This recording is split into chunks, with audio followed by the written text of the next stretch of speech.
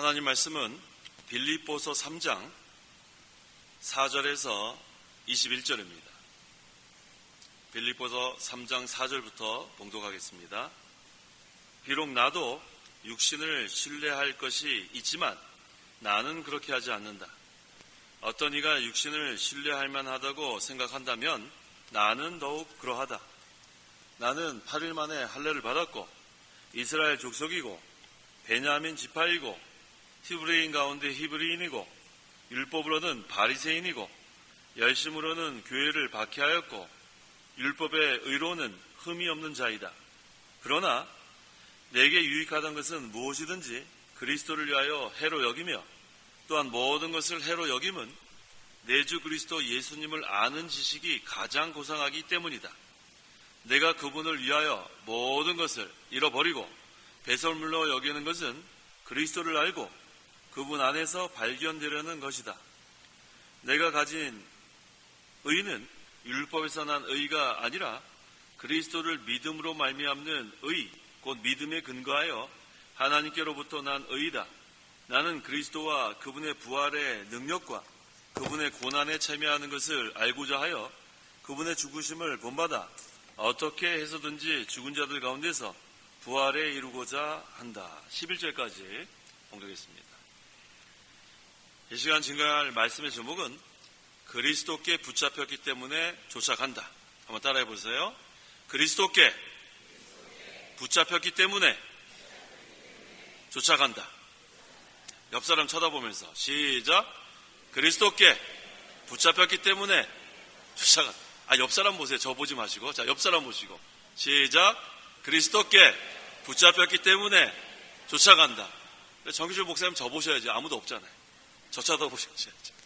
자, 이 시간 여기 12절에 내가 이미 붙잡았다거나 이미 온전해진 것이 아니므로 오직 내가 그리스도께 붙잡혔기 때문에 나 또한 것을 잡으려고 쫓아간다라고 했습니다. 이 말씀을 근거로 했습니다. 4절 비록 나도 육신을 신뢰할 것이 있지만 나는 그렇게 하지 않는다. 어떤 이가 육신을 신뢰할 만하다고 생각한다면 나는 더욱 그러하다.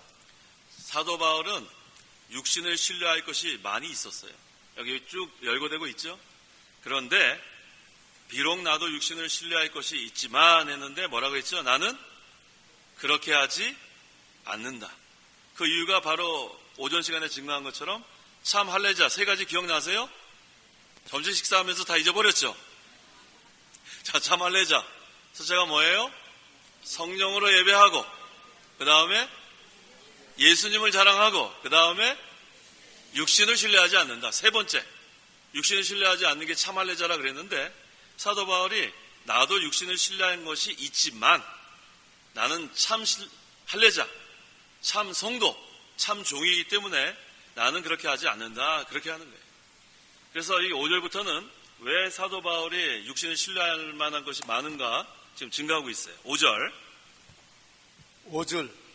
나는 8일 만에 할례를 받았고 이스라엘 족속이고 베냐민 지파이고 히브리인 가운데 히브리인이고 율법으로는 바리새인이고. 바울이 8일 만에 할례 받았습니다. 그러니까 하나님께 속한 거예요. 아까 우리 할례의 뜻 3가지 기억나시죠? 첫째가 뭐예요? 정욕을 제거한다. 둘째, 하나님의 백성된 표. 그 다음에 하나님의 언약에 참여했다. 자, 우리는 이 사도 바울이 육신을 신뢰할 만한 것이 없는 게 아니에요. 많이 있습니다. 8일 만에 할례를 받았다는 것은 하나님께 속했다는 거예요. 또 하나님의 백성이라는 거예요. 그 다음에 하나님의 언약에 참여했다는 겁니다. 그 다음에 또 이스라엘 족속이라는 건 뭐냐 하면 이 구약시대는 선민사상, 하나님의 택함받은 민족이 바로 이스라엘 족속이란 그런 뜻입니다. 또 베냐민 지파, 우리 베냐민 지파 잘 알죠? 이스라엘 북쪽 몇 지파였죠? 10지파, 남유다 2지파. 근데 그 남유다 그 2지파 중에 이 베냐민 지파가 속했습니다. 그래서 이 북쪽 이스라엘 10지파는 모세의 율법을 어기고 베델에서 금송아지를 섬긴, 잘못했어요.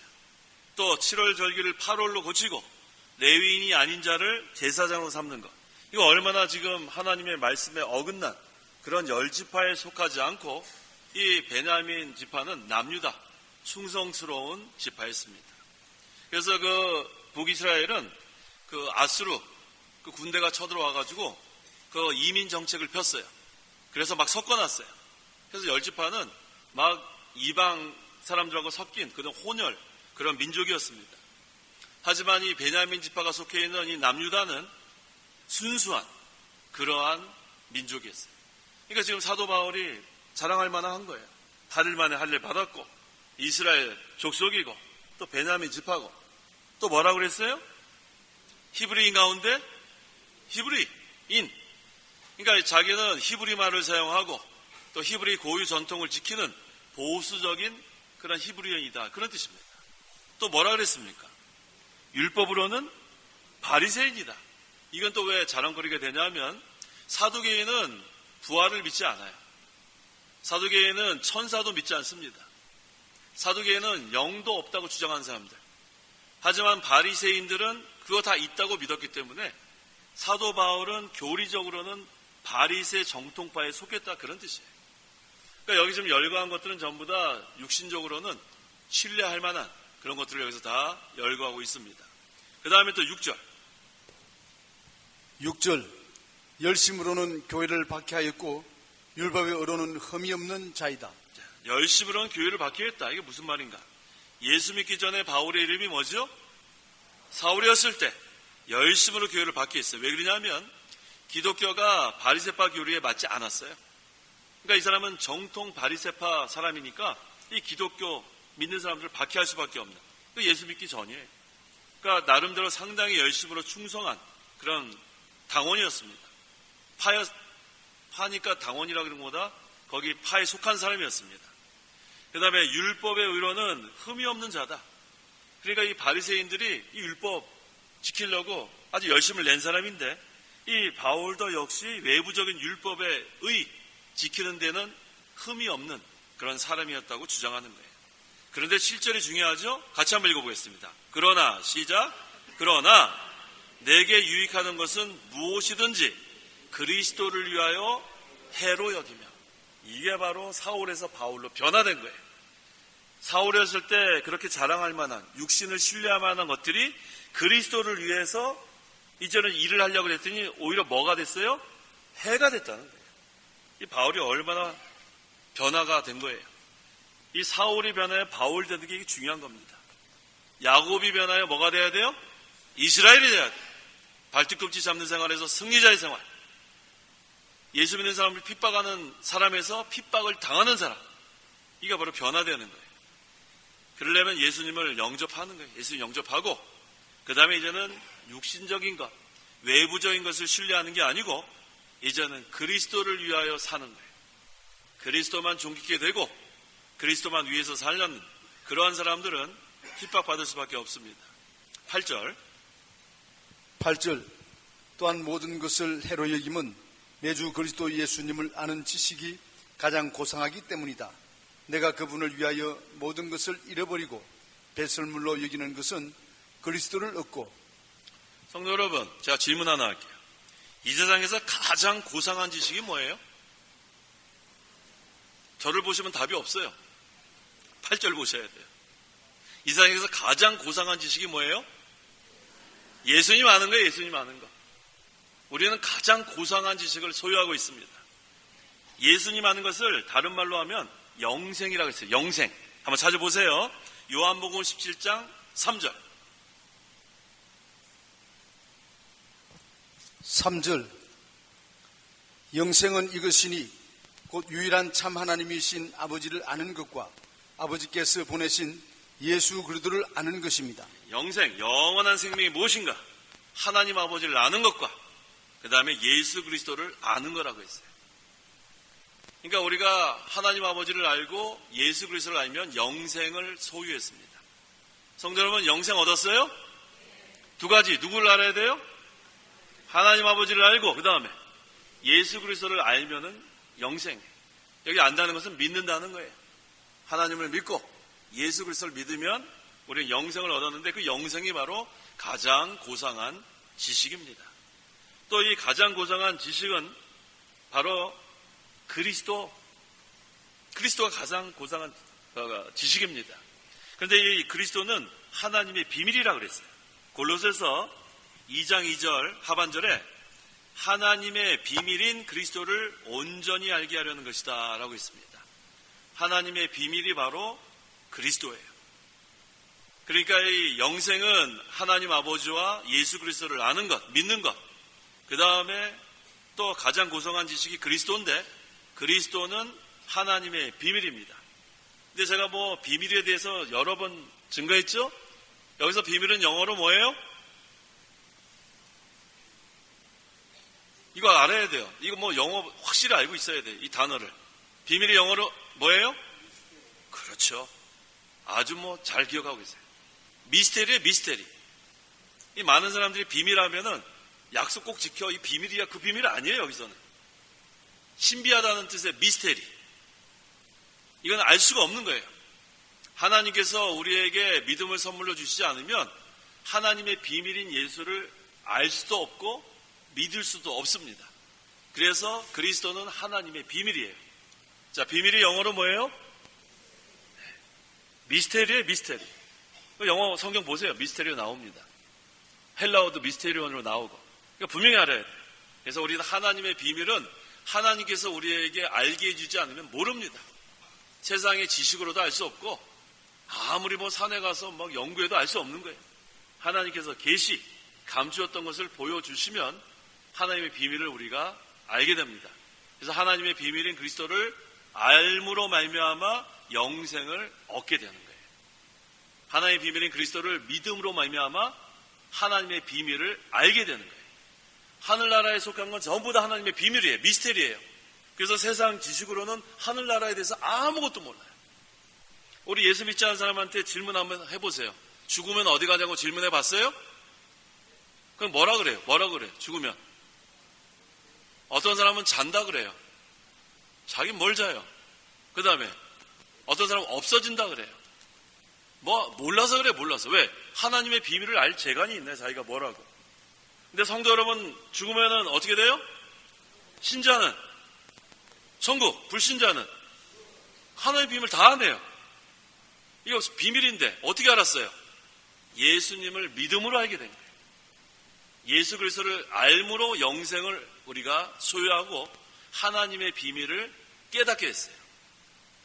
너무 감사하죠?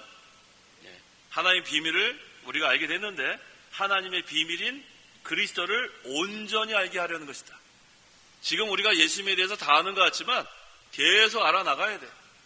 그 다음에 우리 하나님에 대해서도 다 아는 것 같지만 계속해서 알아나가야 돼요. 그래서 계속 알면 할수록 우리에게 뭐가 넘친다 그랬어요? 많아진다 그랬어요? 베드로후서 1장 2절 다 찾아보세요. 다. 베드로후서 1장 2절 같이 한번 읽어보겠습니다. 하나님하고 우리 예수님을 알면 뭐가 더욱 많아진다 그랬나 봅시다. 다 찾았어요? 베드로후서 1장 2절 시작.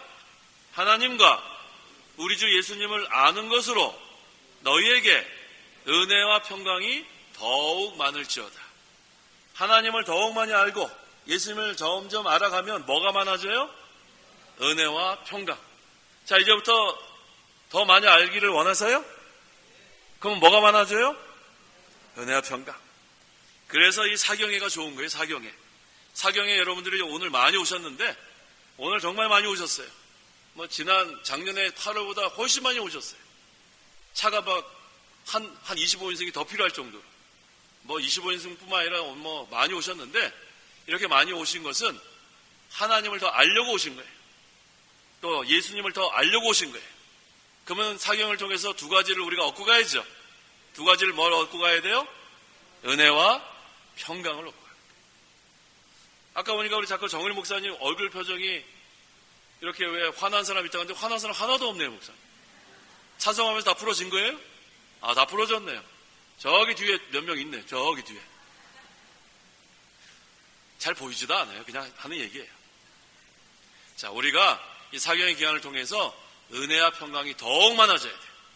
그러려면 하나님을 더 알아나가고 예수님을 더욱 알아나가면 됩니다. 자, 그 다음에 우리 몇 절 읽을 차례죠? 몇 절 읽을 차례예요? 9절 읽어보세요. 9절 그분 안에서 발견되려는 것이다.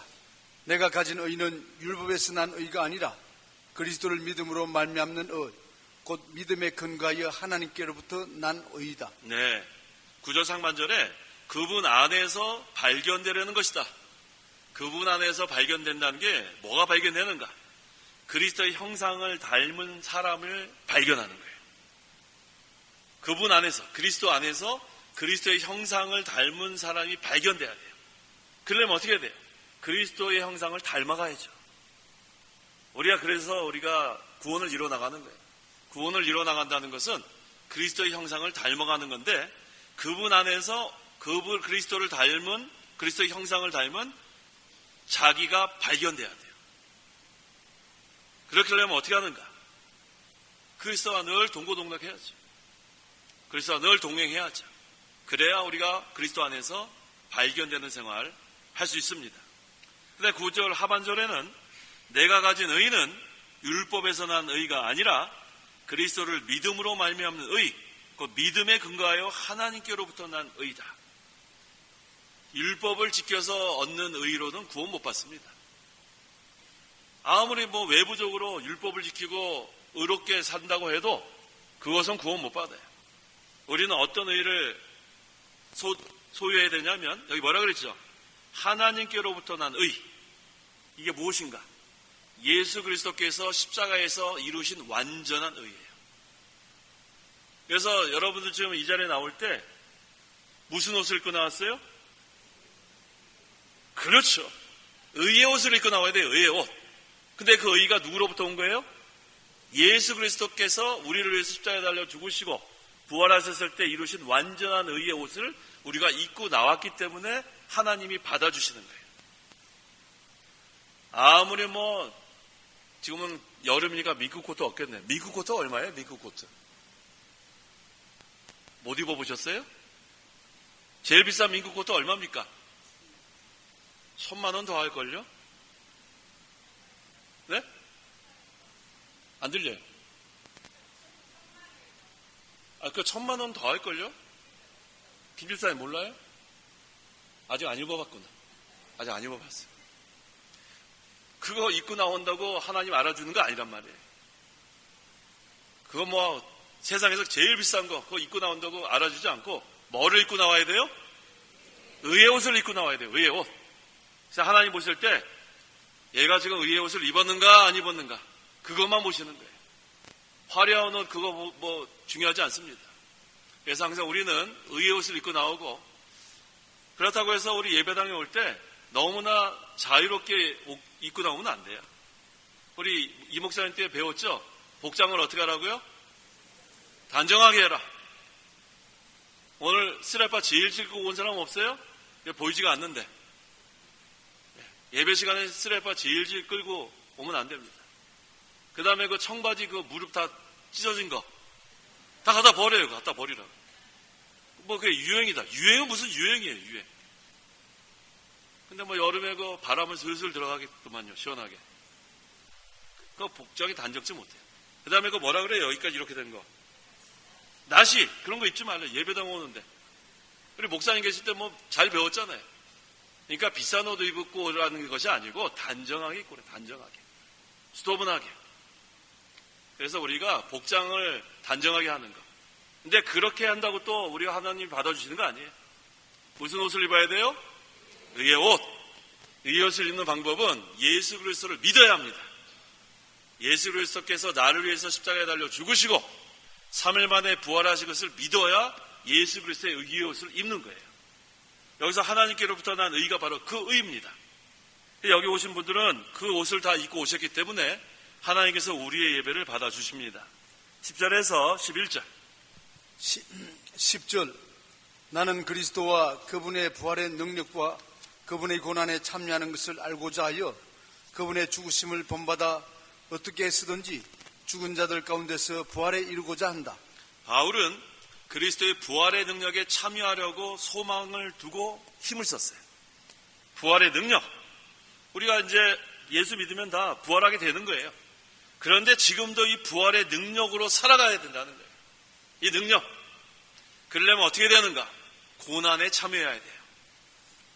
그리스도의 고난에 참여하는 자가 부활의 능력을 힘입습니다. 고난은 안 받으려고 하고 능력만 받으려고 하면 안 되고, 고난을 받으려고 준비한 사람은 능력을 주세요. 그래서 우리 어저께 증거했나요? 고난도 뭐다? 은혜다. 잘 배우셨어요. 우리 은혜 감사합니다. 그러죠? 그럼 뭐도 감사합니다 그래야 돼요? 고난 주시고 감사합니다 그러시란 말이에요. 성도 여러분, 지금 고난 받는 분 계실 거예요. 뭐 제가 일일이 형편은 모르지만 고난 받는 중에 감사합니다 나와야 돼요. 감사합니다. 고난은 은혜예요. 아무나 주시는 게 아니에요. 고난. 그러니까 하나님께서 은혜로 주신 줄 알고 고난 당할 때 어떻게 하라고요? 감사합니다. 그러면 그것이 고난에 참여한 거고, 그 다음에 고난에 참여한 자에게 능력을 주시는 하나님, 그렇게 우리가 이해하시면 됩니다. 그래서 이 고난에 참여하는 것은 어떻게 하는 건가? 말씀 순종하다가 당하는 고난, 이게 진짜 고난 당하는 거예요. 자기가 잘못해가지고 죗값으로 혼나는 거 말고 말씀 순종하다가 우리가 고난 당하는 거, 이게 바로 고난에 참여하는 거예요. 두 번째는 교회를 위해서 받는 고난, 하나님 나라, 교회를 위해서 받는 고난, 이거 고난에 참여하는 겁니다. 그렇게 되면 하나님께서 다 갚아주세요. 네가 고난에 참여했구나, 이제는 내가 너에게 능력을 주겠다. 그럼 우리가 그 능력을 힘입어서 그 다음에 또 고난 오면 또 우리가 그 능력으로 이겨나가는 거예요. 그래서 고난에 참여하는 사람에게 하나님께서 능력을 주신다는 것 늘 기억하세요. 12절. 12절. 내가 이미 붙잡다거나 이미 온전해진 것이 아니므로 오직 내가 그리스도께 붙잡혔기 때문에 나 또한 그것을 잡으려고 쫓아간다. 오늘 제목이네요. 그렇죠? 오늘 제목이 뭐였죠? 다시, 오늘 제목이 뭐였죠? 성도 여러분, 그리스도께 붙잡혔어요? 그럼 예수님 우리 어디 잡고 계세요? 어디? 목덜미? 지금 어디 잡고 계세요? 예수님께서. 네? 여기 지금 했잖아요. 그리스도께 붙잡혔다 그랬는데 어디 붙잡혔냔 말이에요. 허리춤 붙잡혔어요 지금? 이거 모르고 그냥 읽은 거예요? 말씀에 붙잡힌 것도 되고, 우리는 완전히 그리스도의 사랑에 붙잡힌 거예요. 그리스도의 사랑이 우리를 강권한다 그랬죠. 우리는 그리스도의 사랑에 붙잡힌 거예요. 그러니까 너무나 감사한 것밖에 없어요. 그리스도의 사랑이 우리를 강권한다 성경 구절이 있죠. 그러니까 우리는 그리스도의 사랑에 붙잡힌 거예요. 그걸 분명히 알아야 돼요. 우리를 무슨 여기 목덜미 잡고 질질 끌고 가시는 거 아니에요. 그 그리스도의 사랑이 우리를 강권하니까 그 사랑에 감동이 돼가지고 우리는 이제 어떻게 달아날 수가 없어요. 이제 예수 믿는 게 너무 좋으니까. 성도 여러분, 예수 믿는 거 좋아요? 얼마나 좋은지 몰라요. 얼마나 좋은지 몰라요. 세월이 가면 갈수록 이 예수 믿는 게 이렇게 좋은지 몰랐어요. 이 말씀이 이렇게 좋은지 몰랐단 말이에요.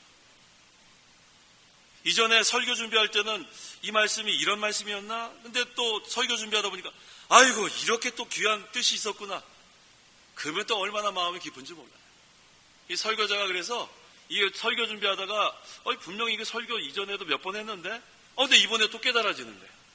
그럼 어떻게 하는지 아세요? 무릎을 치는 거예요. 무릎이 아프든 말든 이거였구나. 그전에 내가 이거 미련해서 이걸 왜 몰랐지? 그러면 또 신이 나갖고 이거 언제 또 이거 설교해야 되는가? 설교하는 시간이 기다려져요. 다 적어놨다가. 근데 또 이거 또 제가 깨달은 게 또 맞는지 틀린지 또 검증해야 되잖아요. 우리 목사님 강의서도 보고 또 우리 신학자들 주석도 보고, 그러니까 맞는 거예요 이게. 그러면 이거 왜 설교 시간이 이렇게 안 오나?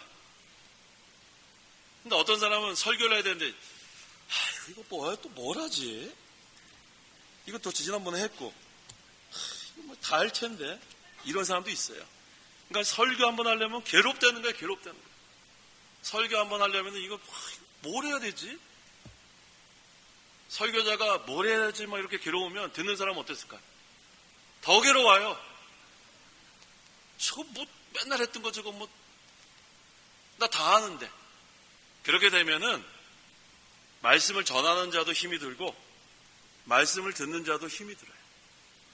그런데 설교자와 듣는 자들이 서로 어떤 관계가 되냐면, 듣는 사람은 말씀을 사모하는 자세를 갖고, 또 설교자는 힘을 많이 써야 돼요. 이거 우리가 다 아는 것 같죠? 알긴 뭘 알아요. 이거 빌립보서 우리가 얼마나 많이 읽고 들었어요. 근데 제가 또 준비를 하다 보니까 이거 뭐 그동안 발견하지 못한 게 너무 많아요. 무궁무진해. 이거 뭐 요번에 이거 사경에 한 다음에 그 다음에 이 본문을 똑같이 해도 또 다르게 할 수 있는 게 바로 하나님의 말씀이에요. 그래서 우리 설교자는 애를 많이 씁니다. 기도하고 또 성경 이거 몇 번 읽고 또 목사님 강의에서 또 이게 또 개혁지 이게 또 견해 만나 애를 많이 씁니다. 그런데도 사실 설려면은 두려워요. 청중이 누구예요? 하나님이기 때문에. 이게 또 하나님 앞에서 이것도 건방지게 또 하는 거 아닌가? 이거 하나님 앞에 이거 바로 전하는가? 또 쓰려면 또 마음이 두근두근합니다. 그러니까 두 가지가 다 공존해요. 빨리 전하고 싶은 마음도 있고 또 그 다음에 이것도 잘못 전하면 어떻게 하나 두근두근 두려운 마음도 있고. 그래서 설교자는 그렇게 해야 된다고 배웠어요. 근데 설교자가 너무 자신만만해가지고 뭐 자기는 뭘 다 아는 것처럼 그 다음에 앉아 계신 분은 아무것도 모르는 것처럼. 근데 앉아 있는 사람이 비웃죠. 나도 아는데. 그렇게 되면 이거 듣는 사람도 이거 뭐 은혜 못 받고 전하는 사람도 맨날 걱정해요. 이거 어디를 해야 되지? 에라 모르겠다. 시편이다. 이런 사람도 있어요. 참 어리석죠? 자, 우리는 하나님의 말씀이 없으면 살 수 없습니다. 하나님의 말씀이 진리고 우리가 진리 안에서 자유케 된다고 했어요. 자유함을 얻어야 돼. 설교자도 이 진리 안에서 자유함을 얻고 말씀을 듣는 성도 여러분도 이 진리를 통해서 자유함을 누려야 됩니다. 그게 여기서 중요한 거예요. 그래서 이 그리스도께 붙잡혔다는 것은 그리스도의 사랑에 강건함을 받았다는 거예요. 강건. 강하게 우리를 권면하고 있는 거예요. 그러니까 우리 끌려가는 거예요. 붙잡혀가지고. 그 다음에 여기 뭐라고 했습니까? 근데 내가 이미 붙잡았다거나 이미 온전한 것이 아니오로 한 걸 보니까 아직 지금 우리는 진행형이에요. 진행형. 아직 이룬 것이 없다는 겁니다. 그래서 여전히 우리는 최선을 다해야 돼요. 여전히. 무슨 최선을 다해요? 붙잡으려고. 근데 우리 혼자 해보면 안 되고 그리스도께 붙잡혔기 때문에 우리가 붙잡을 수 있는 거예요. 순서가 바뀌면 안 됩니다. 뭐가 먼저예요? 그리스도께 붙잡히는 게 먼저. 그 다음에 우리도 붙잡는 게 두 번째. 쫓아가는 거예요. 어떤 게 먼저예요? 그리스도께 붙잡히는 게 먼저예요. 붙잡히는 거. 이게 칼빈주의입니다. 개혁주의. 우리는 하나님 우리를 딱 붙잡고 있는 거예요. 빠져나갈 수 있어요? 없어요? 그래서 우리는 이제는 하늘나라 가게 생겼다고요. 하나님 붙잡고 있으니까 빠져나갈 수가 없어요. 그 다음 우리는 또 어떻게 해야 돼요? 우리도 붙잡아야 되는데 우리는 어떻게 해요? 가끔 힘이 빠져요. 그래도 누가 우리를 붙잡고 계세요? 그리스도가 우리를 붙잡고 계시니까 우리는 성도의 견인, 한 번 구원받으면 구원 잃지 않습니다. 우리는 구원의 확신을 가지고 신앙생활을 힘있게 달려가는 거예요. 13절 13절 형제들아 나는 나 자신이 잡았다고 생각하지 않는다. 다만 한 가지 그 뒤에 있는 것은 잊어버리고 앞에 있는 것을 붙잡고자 하여. 이런 것이 중요하죠. 바울은 자신이 잡았다고 생각하지 않았어요. 뭐 사도 바울이 얼마나 업적이 대단합니까? 그래도 자기가 한 거 없어요. 내가 한 거 없다. 그 다음에 나는 뒤에 있는 것을 잊어버린다. 잘한 것도 잊어버리고 또 잘못한 거 있으면 또 하나님께 회개하고 잊어버리고 뒤에 것은 다 잊어버리세요. 과거 거 잊어버리라는 거예요. 과거 거. 그래야 우리가 또 붙잡지. 과거 거 붙잡으면 안 됩니다. 과거 거. 옛날 자꾸 회상하지 마요. 옛날에 잘할 걸. 껄껄껄 하는 사람 하지. 껄껄껄. 옛날에 좀 잘할 걸. 그때 잘할 거지 뭐 지금 와서 그렇게 하냔 말이에요. 지나간 거 자꾸 생각하지 마요. 지나간 거. 현재. 기회 줬을 때 그 기회를 놓쳤으면 그 다음엔 그건 지나간 거예요. 그건 이제 현재 살 길을 찾아야 돼요. 그게 바로 뒤의 것은 잊어버리는 겁니다. 그래서 우리 저기 하나님 나라에 합당하지 않은 거 뭐라 그랬죠? 누가복음 9장 62절 다 찾아보세요. 누가복음 9장 62절 하나님 나라에 합당하지 않은 게 있어요.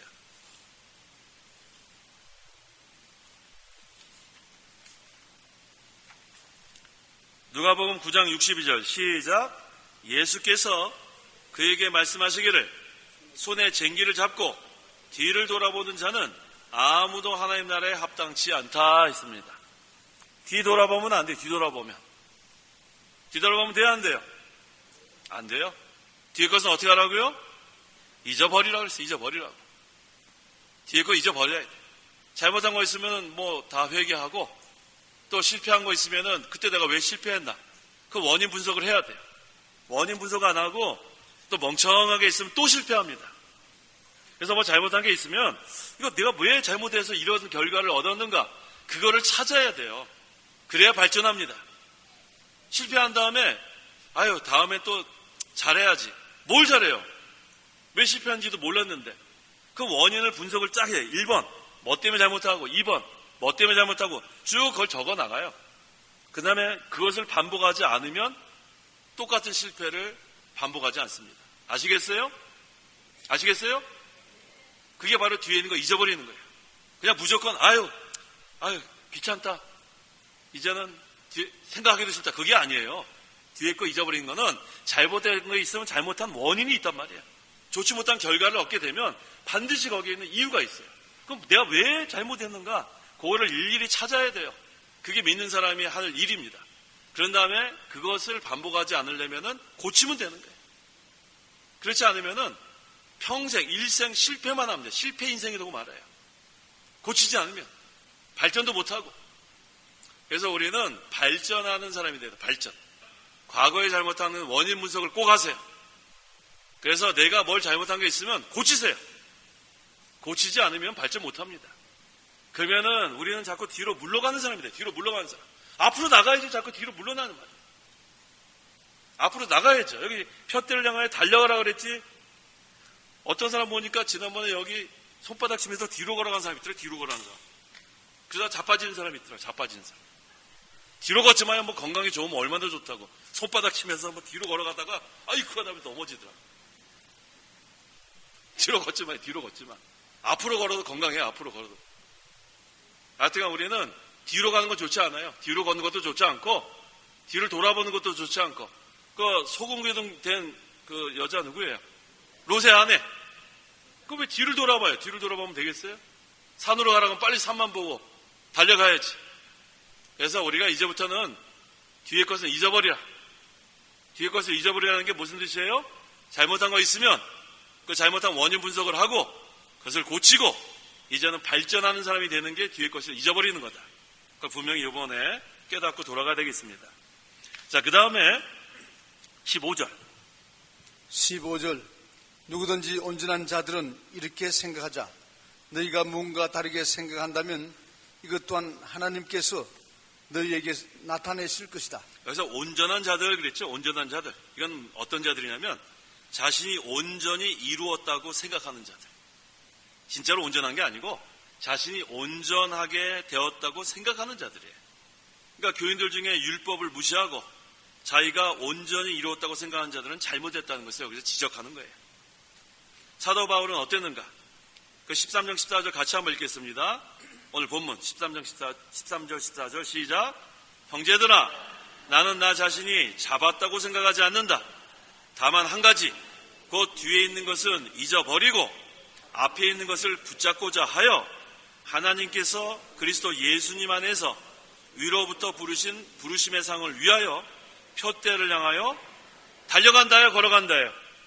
달려간다. 어디를 향하여? 푯대가 누구예요?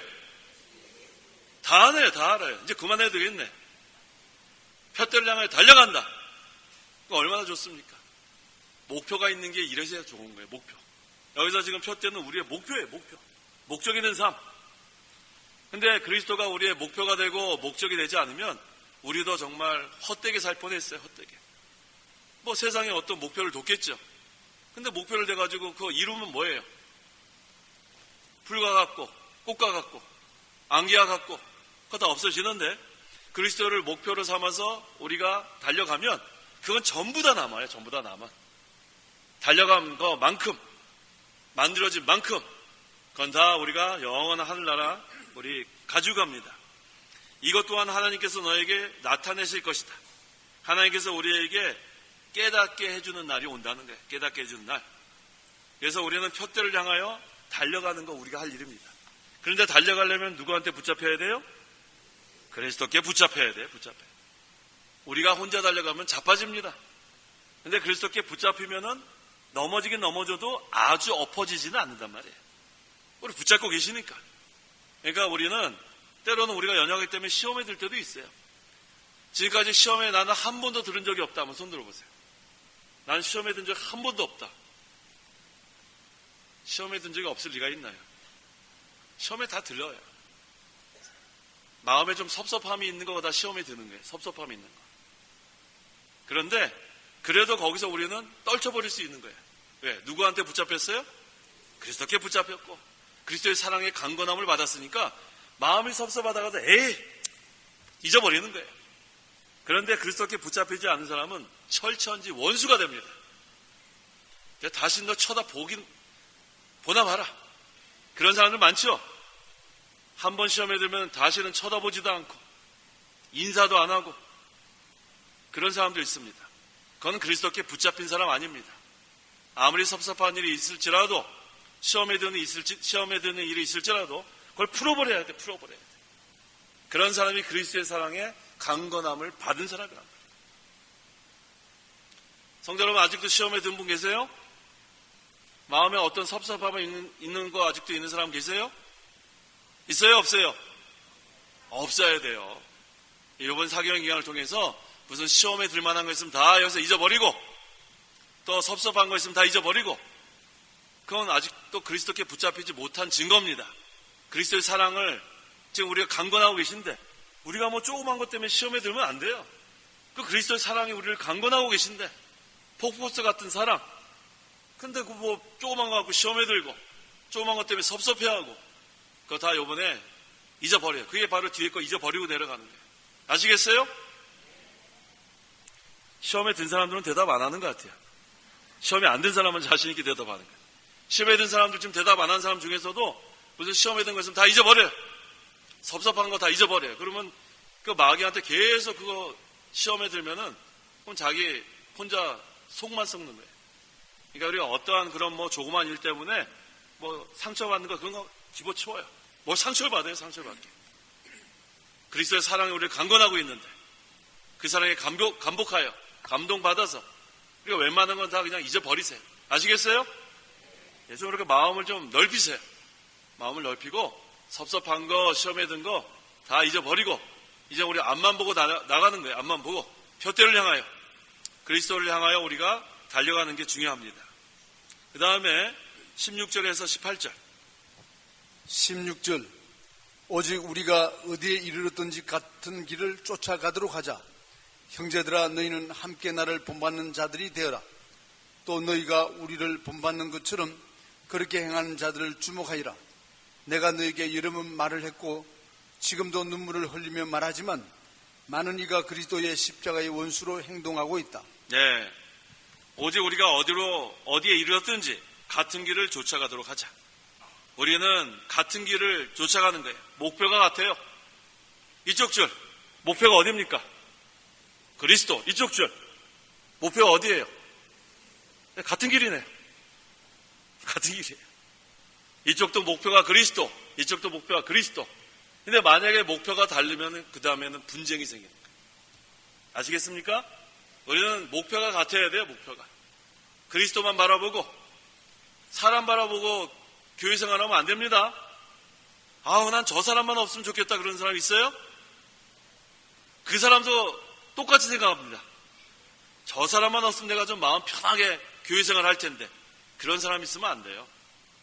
누구를 바라봐야 돼요? 그리스도만 바라보세요. 그리스도만. 표대를 향하여 달려가야지. 그래서 우리가 이번 4개월 기간 동안에 그런 걸 다 잊어버리라는 거예요. 제가 그거 강조하잖아요. 시험에 든 거 있으면 잊어버리고 섭섭한 거 있으면 다 잊어버리고 꼴배기 싫은 사람 있으면 다 잊어버려요. 이제 아주 그런 마음을 가지고 어떻게 신앙생활을 합니까? 아시겠어요? 그래서 누구를 보든지 마음이 편안해야 돼요. 아유 저 사람만 보면 내가 소화가 안 돼. 이런 사람 있으면 안 돼요. 무슨 말인지 아시겠죠? 제가 이거 지금 이렇게 뭐 웃자고 하는 얘기 아니에요. 그런 사람들이 실제로 있단 말이에요. 그러면 안 돼요. 누구를 보든지 마음에 사랑이 나가야지. 아유, 저거 좀, 하나님 그냥 왜 저거 그냥 놔두지? 아유, 저거. 이러면 안 된단 말이에요. 그런 마음이 생기면 하나님께서 그런 마음 없게 해달라고 기도하는 게 바라는 거예요. 하나님께서 늘 그러잖아요, 제가. 악한 사람이라도 회개하고 돌아오기를 위해 기도해 주는 게 잘하는 거고, 근데 끝까지 회개하지 않으면 하나님이 손을 댑니다. 하나님이 한번 손대면 그건 무서워요. 아주 하나님이 손대면 그냥 쫄딱 망합니다. 회개하지 않고 끝까지 악한 일을 하면 그건 하나님께 맡기고, 그건 우리가 그렇게 해달라고 하면 안 돼요. 우리는 항상 예수님의 마음, 두 가지 뭐였죠? 죄인까지 사랑하는 마음, 또 한 가지 희생하는 마음을 가지고 우리는 하나님과 항상 영적 교통하고, 또 하나님을 마음과 뜻과 목숨과 힘을 다해 사랑하고 이웃을 내 몸처럼 사랑하라 그랬잖아요. 그러니까 성경에 나온 대로 하는 거예요. 아시겠습니까? 악한 마음 갖지 마세요. 악한 마음. 악한 마음은 있으면 안 돼요. 선한 마음. 뭘로 뭐를 이겨요? 선으로 악을 이겨야 돼요. 선으로 악을 이기는 생활. 그게 중요합니다. 그 다음에 19절. 19절. 그들의 마지막은 멸망이며 그들의 신은 베이고 그 영광은 그들의 부끄러운 것에 있으며 그들은 땅의 것을 생각하는 자들이다. 그리스도의 십자가의 원수로 행동하는 자들의 마지막은 뭐예요? 마지막은 뭐예요? 멸망이라 그랬잖아요.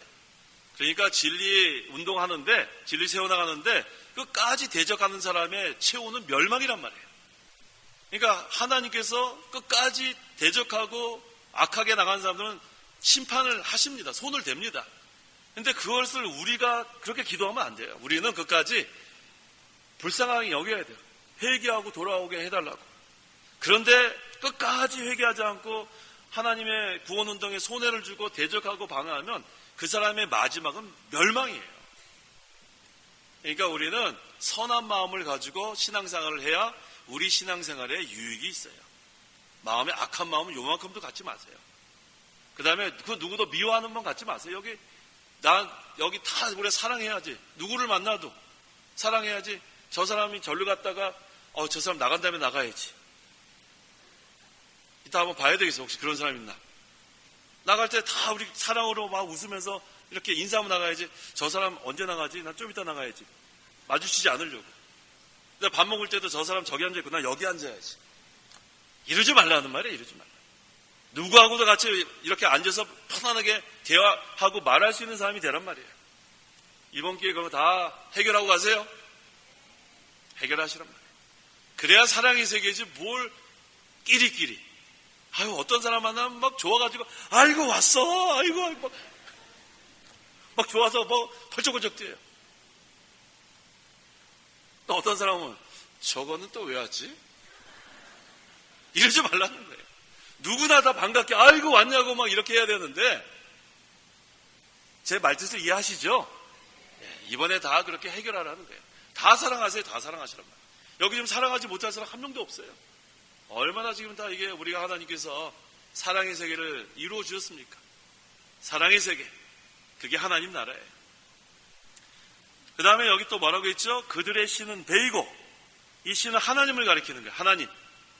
그러니까 배로 하나님을 삼는다는 거예요. 배로 하나님을 삼는다. 다른 말로 하면 물질과 탐욕으로 교회를 타락시킨다는 거예요. 물질과 탐욕으로 교회를 타락시키는 것을 신은 배이고, 그런 뜻입니다. 그 다음에 그 영광은 그들의 부끄러운 것에 있으며, 하나님 앞에 가면 다 부끄러움으로 나타난다는 거예요. 그래서 우리는 탐욕을 다 없애고 물질, 너무나 지나치게 탐하는 거고 탐욕입니다. 그래서 우리는 세상 쾌락도 너무나 좋아하면 그것도 탐욕이에요. 그래서 항상 우리는 말씀대로 좁은 길을 걸어가야 세속화되지 않습니다. 세상 사람들은 이 탐욕 좋아해요. 탐하고 욕심 채우는 거. 그러하지만 하나님 나라에서는 그렇게 되면 안 된다는 거예요. 그렇게 되면 세속화 이미 된 거예요. 세속화. 우리는 세상의 빛을 발해야지 세속화 되면 안 됩니다. 분명한 경계가 있어야 돼요. 그걸 사도 바울이 여기서 강조하는 거예요. 그들은 땅의 것을 생각하는 자들이다. 우리는 어떤 걸 생각하는 자들이에요? 위의 것을, 이거 마지막 시간 오늘 제목이죠. 위의 것을 찾아라. 근데 위의 것은 하나님의 비밀이란 말이에요. 미스테리. 그러니까 하나님의 비밀을 모르니까 땅의 것만 생각할 수밖에 없는 거예요. 이 세상이 전부 다예요. 죽은 다음에 어떻게 되는지도 몰라요. 얼마나 불쌍한 인생입니까? 하지만 우리는 하나님 아버지를 알고 예수 그리스도를 알므로 말미암아 영생을 얻게 된 거예요. 또 그리스도는 하나님의 비밀인데 예수를 믿음으로 하나님의 비밀도 우리가 알게 됐습니다.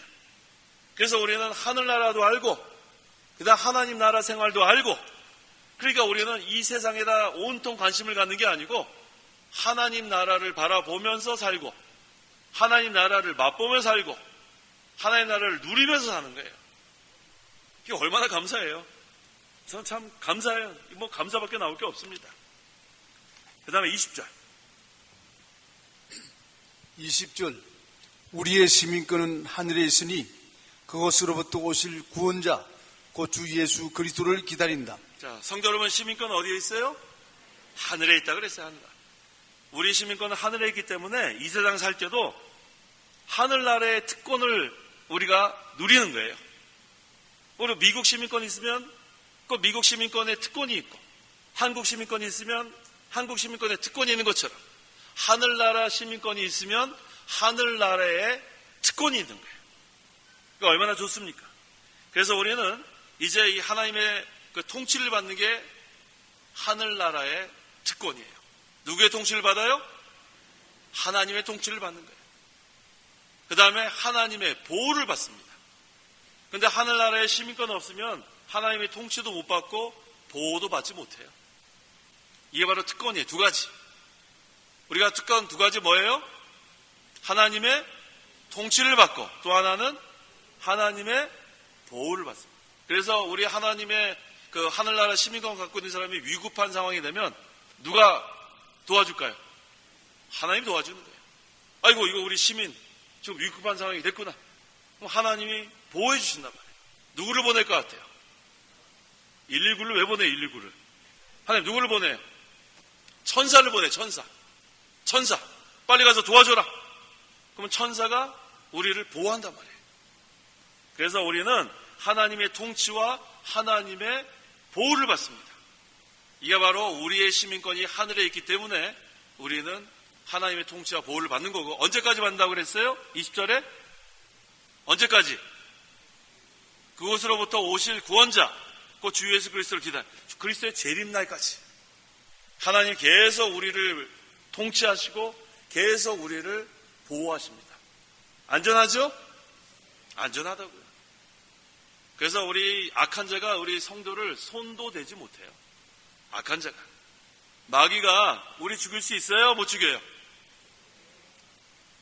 마귀가 사탄이 욥 죽였어요? 못 죽였어요? 못 죽였어요.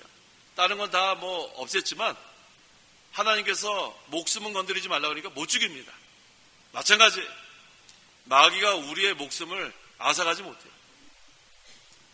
그래서 하나님께서 우리를 통치하고 보호하시기 때문에 우리는 안전합니다. 그러니까 우리가 하나님의 품을 떠나면 안 됩니다. 하나님의 품 떠나면 안 돼요. 하나님의 품을 떠나는 순간부터 위험합니다.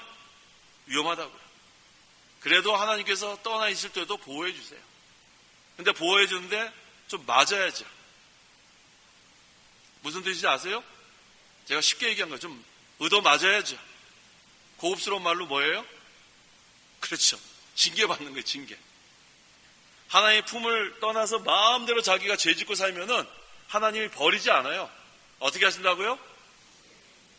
고급스러운 말 말고 맞아야 된단 말이에요. 맞아야 돼. 좀 맞아봤어요? 좀 맞아봤어요. 성도들 맞아봤어요? 제가 맞아봤다 그러니까 맞아봤다 그런 거 봐요.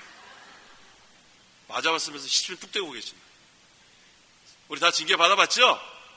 그래서 징계를 받아본 사람이 하나님 경외합니다.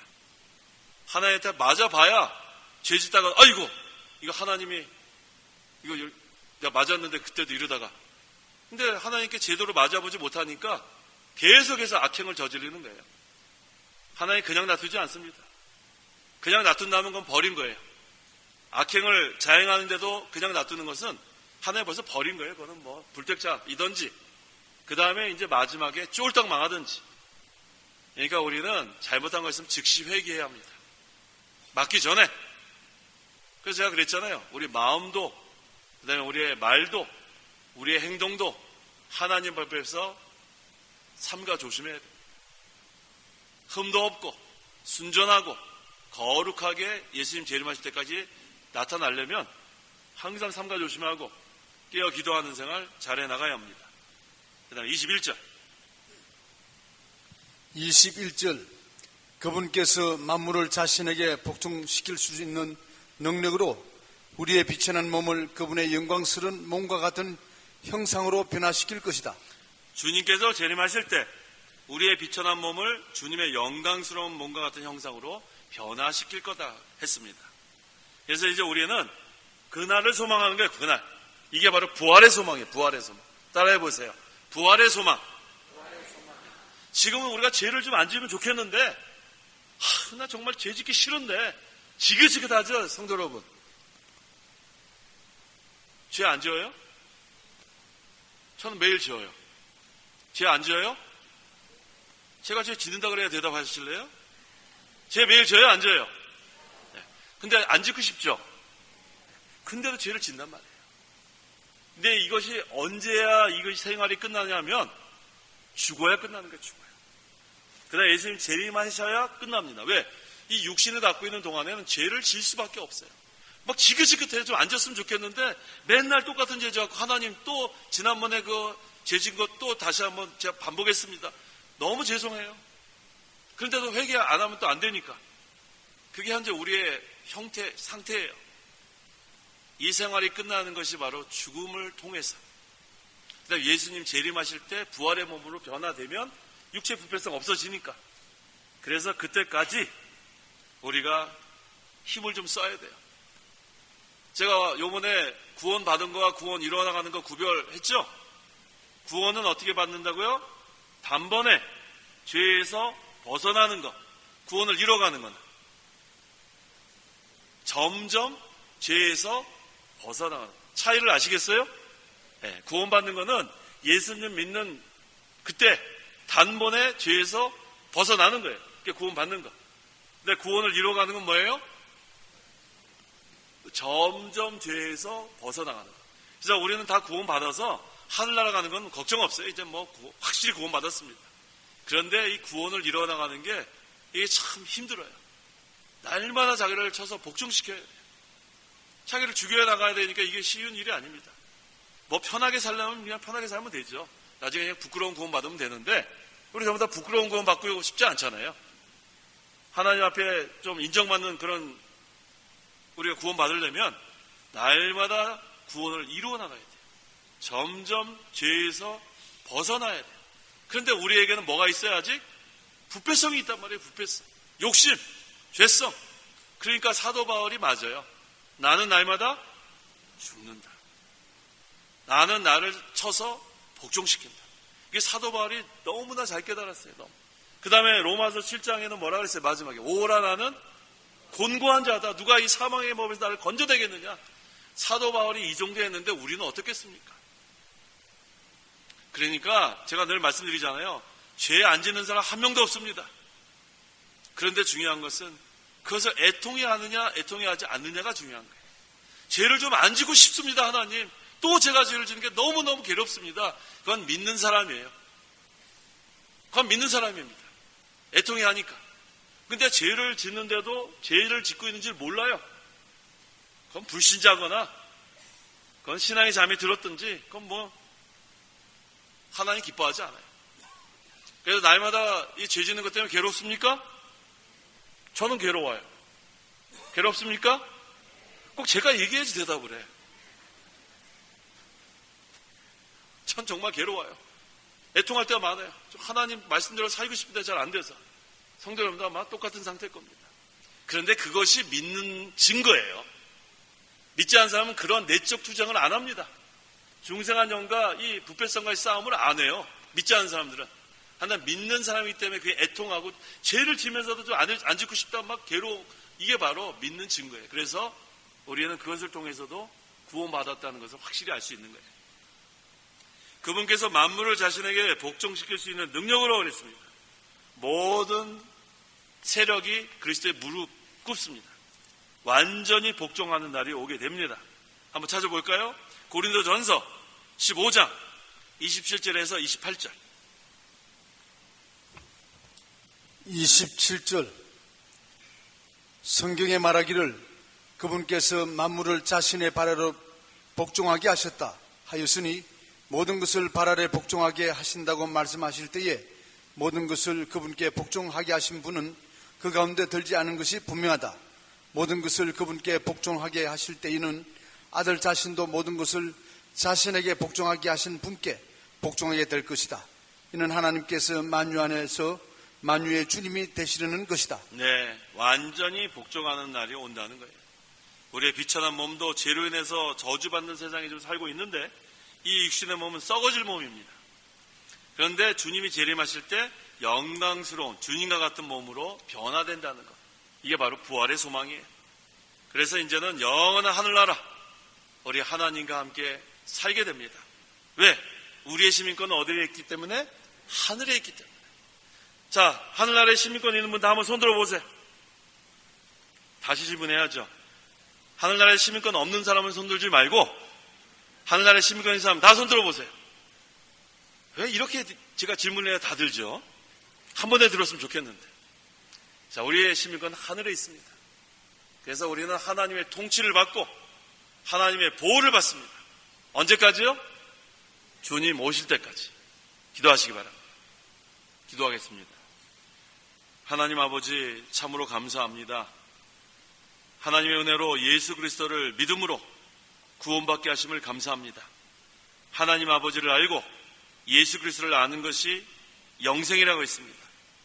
또 하나님 아버지와 예수 그리스도를 알면 알수록 은혜와 평강이 더욱 많아진다고 하신 하나님 참으로 감사합니다. 이번 사경회를 통해서 하나님을 더욱 알아가고 예수 그리스도를 알므로 말미암아 은혜와 평강이 더욱 많아질 수 있도록 하나님 역사하여 주시옵소서. 우리 모두가 그리스도께 붙잡혀서 이제는 또 우리가 그리스도를 붙잡으려고 표대를 향해 달려가는 우리에게 힘을 더하여 주시옵소서. 낙심한 자들이 셈을 얻고 곤고한 자들이 소생케 되고 아직 믿지 않는 자가 믿는 역사가 있기를 원합니다. 또 영적으로나 육적으로나 병든 자들이 고침을 받는 역사가 있기를 원합니다. 그래서 우리가 어찌하든지 그리스도만을 존귀케 하는 그리스도를 위하여 사는 저희 모든 교회와 또 우리 성도들 될 수 있도록 하나님 역사하여 주옵소서. 예수님의 이름으로 기도하옵나이다. 아멘. 자, 우리 주기도문 하심으로 오후 예배 마치겠습니다. 하늘에 계신 우리 아버지여, 이름이 거룩히 여김을 받으시오며 나라의 임하옵시며 뜻이 하늘에서 이룬 것 같이 땅에서도 이루어지이다. 오늘날 우리에게 일용할 양식을 주옵시고 우리가 우리에게 죄 지은 자를 사하여 준 것 같이 우리 죄를 사하여 주옵시고 우리를 시험에 들게 하지 마옵시고 다만 악에서 구하옵소서. 대개 나라와 권세와 영광이 아버지께 영원히 있사옵나이다. 아멘.